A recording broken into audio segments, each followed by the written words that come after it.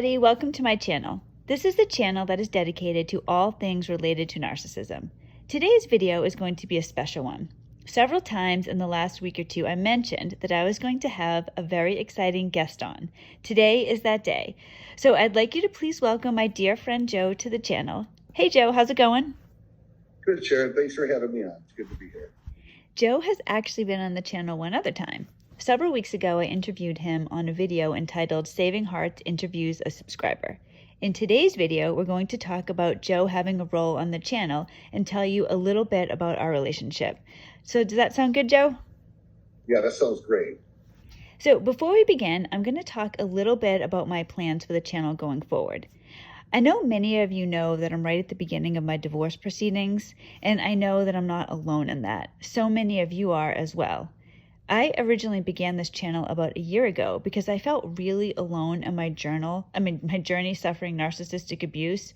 I'd been in a relationship for about 20 years, and as I was getting out of it, I felt like other people couldn't understand. I felt very alone. But I also realized that I had 20 years of knowledge that I could share with other people that are going through this. So I decided to start this channel. The weird and unexpected thing, though, is that I actually ended up getting support and love from other people. That was not something I expected at all. I have been so blessed by this channel, and I want to expand the channel a little bit now. I'm going to still be making informative videos about narcissism, but I also would like to add on more hands-on support. This is where my better half comes in. So we're going to speak a little about this more in depth in a minute, but Joe and I actually met through the channel. He's a subscriber, and originally he sent me an email which led to a phone call, and that phone call changed both our lives. He's also a survivor of narcissistic abuse, and he can offer advice and support to male survivors. Oftentimes, people think of abuse as being a male on female thing. That isn't true at all. It can be, certainly, and a lot of us have experienced that, but women can also be narcissists, and they can be very cruel and manipulative. And women also have some advantages over men. For example, if a woman calls the police and tells, the police that a man is abusing her, it doesn't really matter if he is or not. The police are almost certainly going to believe her. Joe has been arrested several times on the word of somebody lying about him. So Joe can offer a male perspective on the channel that obviously I can't. Joe can tell you more about this, but he's been through a lot in his life, and really he has so much to offer the channel. We aren't sure how often Joe's going to be on the channel, but it will be a somewhat regular thing. So with that really long introduction, let's hear from the man himself. Welcome, Joe. Yeah, thanks for having me, Sharon. It's a privilege to be on and try to contribute and give back and show my gratitude in any way I can.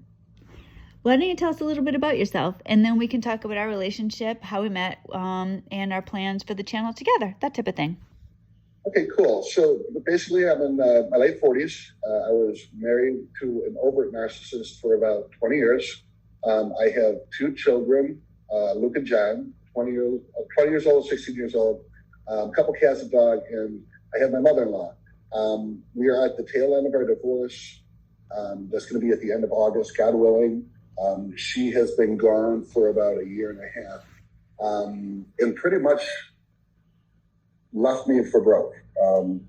Money taken out of the account, the car taken, and here I am with two kids, a house full of pets, and a mother-in-law to take care of. Thank God, though, he carried me through the last year and a half. He's carried me through the whole time. So I met my ex. I am a recovered alcoholic and drug addict. I'm still actively in recovery. But I met her about 20-something years ago when I made that decision to get sober. And in a long story short, I stayed sober and she didn't. There was constant relapses. I had no clue about narcissist personality disorder. I didn't understand. I thought it was just her addiction. But it was probably about a year and a half or 2 years ago when I finally understood the root of the symptoms that she had, which was drugs and alcohol. She has antisocial personality disorder and is a narcissist. The last 20 years have pretty much been a living nightmare. There's been a lot of growth in different ways, but all the classic signs of narcissism: triangulation, cheating, smearing, manipulation, the whole gamut. Everybody knows what you go through when you're dealing with somebody like that. Oh, it's horrible. My God. So many of us I know share this common experience where we got into these relationships and we didn't know that this person was a narcissist. We didn't know what narcissism was at all. It ends up, so many of us end up becoming almost experts on narcissism because we just have this drive to find out why, our partner is acting this way. And it's incredible. So from Joe, from a male's perspective, like I know from a female's perspective, even though I don't know anybody, I guess I do now through the channel, but prior to that, before I started the channel, I didn't know anybody who suffered narcissistic abuse, nobody who could understand the things that I've gone through. But at the same time, if I told people that I was, I have gotten a lot of support from people. I've been really blessed in that way. People, will be understanding when I tell them that I've been in an abusive relationship. And this comes down to people I know. But even when I have had to have the police over to my house, they've been incredibly kind and generous to me. The police even came and would do drive-bys by my house to make me feel safer. So what about from a male's perspective? Because I just don't see that happening for a man. How is it going through it with your friends, people or if I know you've been arrested several times? Could you tell us a little bit about that? Yeah, it stinks. Here I am, a 6'2" ex-football player, college degree. Being a male, there's a bias for sure. And it's just, it is what it is. When the police are called, it's automatically, at least the state where I live in, it's, handcuff first and ask questions and all that stuff later. Pretty much guilty until proven innocent. It's embarrassing. It's humiliating. I would talk to my friends. I didn't talk much. That was one thing. I was very embarrassed and humiliated. And at the time, I didn't know truth and false, right from wrong. Being an empath, that emotional thinking and having insight and looking in, and these damn narcissists, they have a cunning way.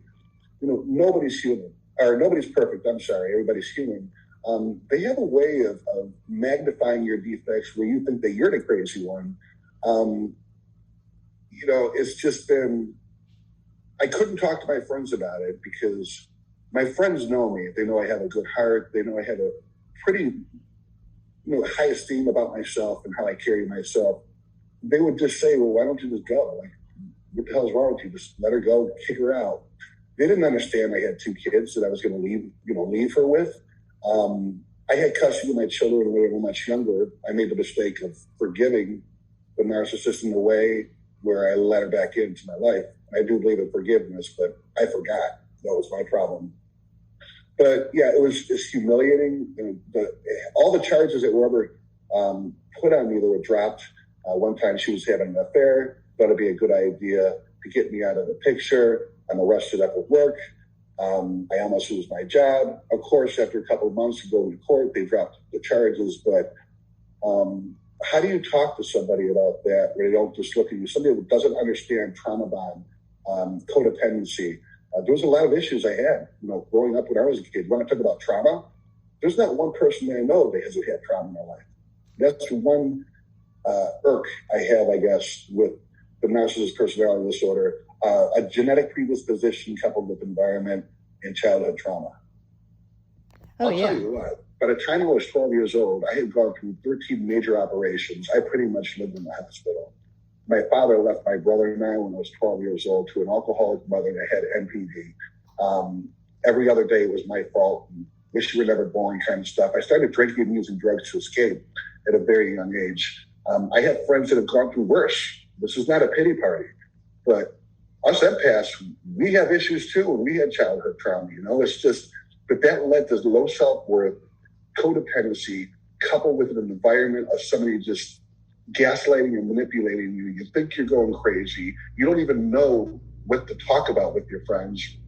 When you do, it's just, oh, just leave her. You're trying to explain to the police, hey. So my children are older now. They saw what happened the last couple of years, where when you're 4 years old and 1 year old, you're not sure. It's just mommy this, mommy that. But they're old enough to tell me literally like, Dad, you got to do what you got to do. We got you. and it gave me enough courage and strength to say, okay, I can cut these ties.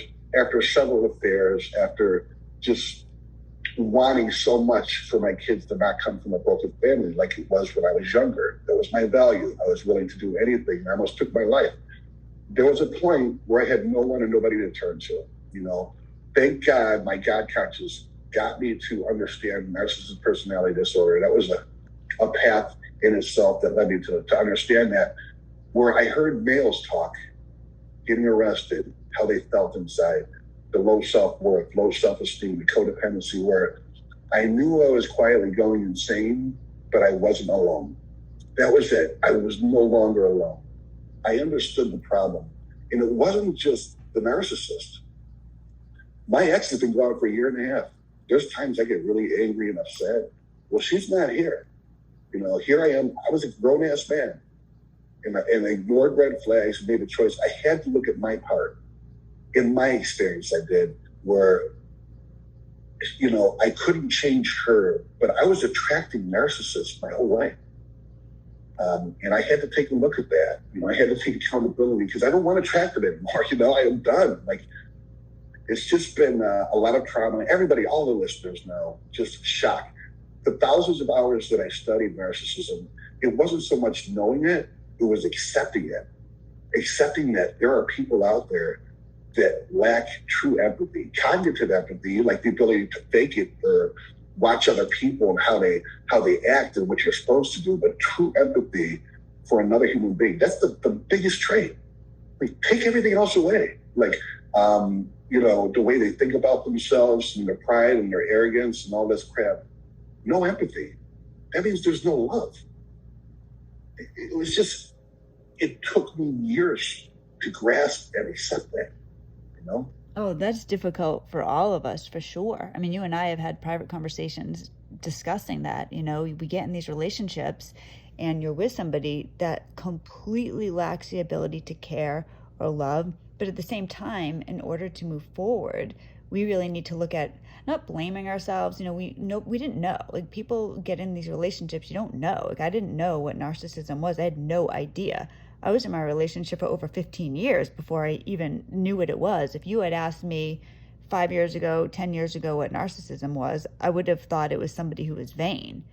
But also, so many of us have ignored red flags. You have this ideal for what you want and you believe that everybody cares. I believed for a long time that my ex loved me, loved the kids. It's a difficult thing to accept that no, he just didn't. That wasn't part of who he was. And it's hard not to take it personal as well. But, it's important, I think, to understand, I'm not blaming anybody, but just your role in it. What did you do? What red flags did you ignore? Yeah, for me. Now, not for everybody's experience is different. But for me, I had to go to a point where it's like, Joe, you're a grown-ass man. You were 25 years old when you met this woman. I had to look at, okay, did I ignore things? Did I let the same thing, there's so many qualities that we both share, like narcissism, empathy, empaths.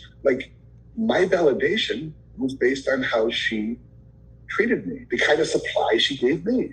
Empaths, we have narcissistic traits, not to the point where it's exponentially compounded by 100 million, where it becomes a disorder, but isn't that what narcissists do? They look at other people in the exterior to validate themselves and to boost themselves up. The difference is the empathy and the compassion. So, growing up though, too, when you're told that you're the problem and you're blamed, and it was connecting the dots. It's like peeling an onion back in layers and layers and layers of holy crap. I didn't realize my mother was a narcissist until about 1.5 years, 2 years ago. And then my exes were. But I had to some point stop blaming and just say, okay, Joe, what could I have done differently? What was my part in this? And I had to look at that so that I don't keep attracting these people, so that I can change. We have a chance. Your video, I think last Friday, this recent one is what happens to narcissists in the end. I know what happens. I witnessed it. I bore witness of the decomposition, mortification, the homelessness, the drug addiction. I know what happens. What the hell's going to happen with us is up to us. Oh, Screw yeah. that. You know, Absolutely. Yeah. I was at a point where I was sick and tired of being sick and tired. I didn't want to live, and I was too scared to pull the trigger on the gun. My kids were the only reason why I stayed alive. I said, Joe, you did it for them. Wouldn't it be a shame if at the end you just gave up? But I was in a position where I was absolutely desperate. I was willing to do anything, and I had to cry out to the universe, like the God of my understanding. And through that, he brought me people like you and YouTube. Ironically, I'm old school. I'm a dinosaur. I'm not into Facebook and YouTube and this and that. But God, like when you set your intentions out to the universe, it really answer back. And I just had to hang the hell on, just keep breathing every day. I mean, I had nothing sharing. Not even the car that she stole, that she couldn't get arrested for because we're still married. My kid's doctor's appointment, the school, like it was just, I was devastated. Oh Lord, I hear, I hear that. So many of us do. That's the thing, we're in these horrible relationships, just terrible. And we're trying to just make it through, sometimes minute by minute. But you said something that's so true.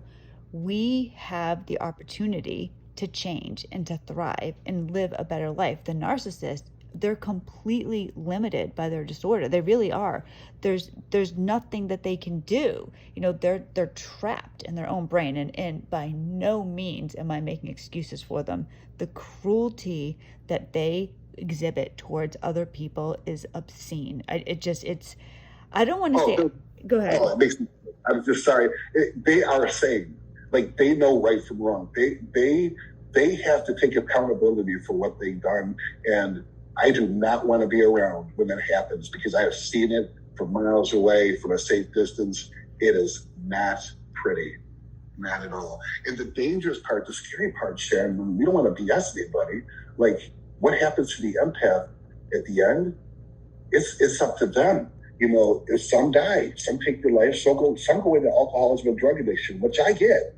I understand that the escape. But many, like, not only survive, but they thrive. There's an element about life, the spiritual, that what happened with me is it filled that God-shaped hole inside.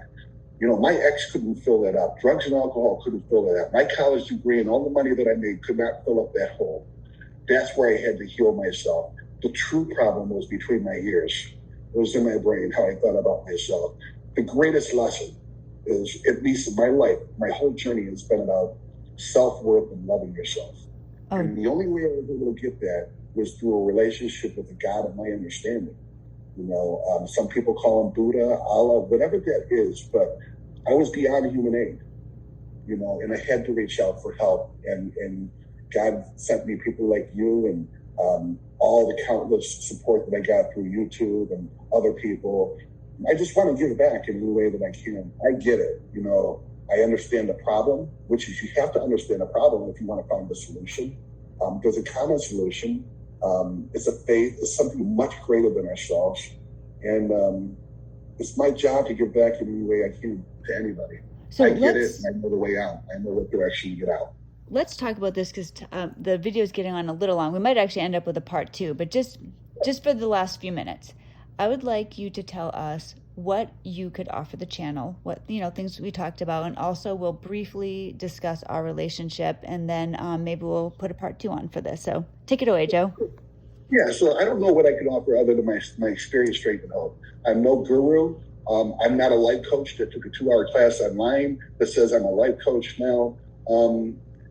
My entire life has been about recovery, pretty much from the bonds of my own self.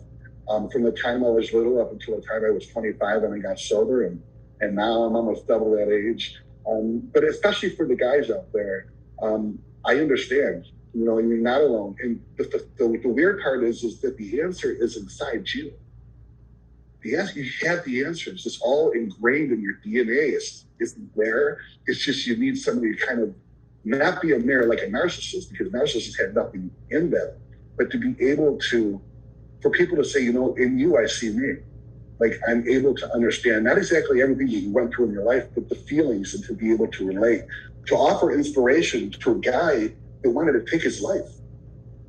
Like the only thing that I could, I was, when I woke up, I cursed God that I was still alive. and it was just horrible. The whole time I'm not escaping through drugs and alcohol the way I did in the past. So it's for anybody out there. So like, if they want to know if it's possible, if there's something at the end of the tunnel, well, I'm just here to say you're already at the end of the tunnel, man. You made it through. You just need to wake up. You just need to become awake and learn to love yourself. And there's certain things that you do to do that. So just giving back is all I want to do. Sometimes, well, all the time, actually, your priority is where you spend the most time at. What do you do with your life? Where do you spend the most time at? That's your priority. I will at least want to spend a little bit of time giving back to people and let them know that there's a way out. Oh, absolutely. Yeah, like certainly for my channel, I like to give information out there, but I also like to offer hope. I try to put hope in every video because there really is a better life out there for all of us. And it's not always easy to get, but it is available. So Joe and I together really want to offer that hope. Just for the last minute or two, I just wanted to touch briefly on our relationship, how we met, and kind of what we're going towards together. So Joe, do you want me to talk about it or do you want to mention it? I'll take it over. The 40 ounces of coffee that I had this morning is kicking in, Sharon. So basically, I told you, like most of us, we become experts on NPD, thousands of hours on YouTube, and kind of getting involved. I first listened to your channel back in November of last year. It was interesting. You sounded teachable. You were humble. You talked about just your experience, and you were learning from your listeners. Like, there's only one teacher. You're not it. I'm not it. We're all students here.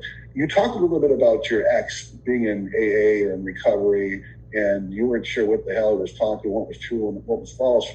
But after a couple of months of listening to you, I reached out. I just wanted to say thank you. I left you a comment. I was like, hey, listen, I'm in that kind of program. And if you ever have any questions, anything, and it led to an email, which led to a phone call, which led to an incredible bonding and friendship. I could talk to you and you understand the way my friends that haven't been through this, they don't get trauma bonds and why the hell you would stay into a relationship for a while. And it led to us meeting, and ever since it's just been a blessing. We both have a common profile. You got 2 kids, I got 2 kids.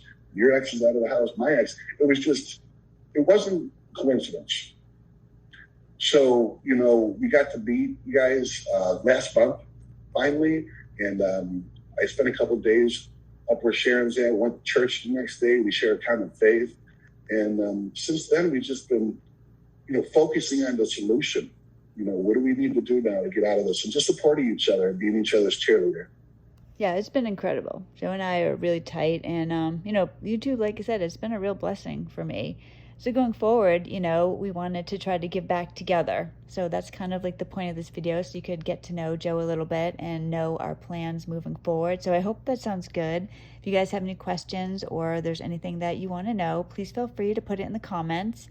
Truly, I'm grateful for everybody who watches, listens, subscribes to my channel. If you haven't already, please consider subscribing to the channel. I make videos every Monday, Wednesday, and Friday. So if all goes well, I will see you all on Wednesday. God bless. Joe, did you want to say anything else before I sign off? No, just God bless it. If you're in the middle of it, just hold on. Just hang on. Also, Sharon, I wanted to mention, I learned from you guys too. Like, the comments are so important because I've learned so much from other people, and you guys got your own experience, and we just want us to come together as a community, a team, a tribe of empathic warriors, just here to support each other and, get out there and win the day, kick ass. Yeah, oh, geez. I couldn't have said it better myself. That's fantastic. So thank you, everybody. I'll see you on Wednesday. Bye-bye.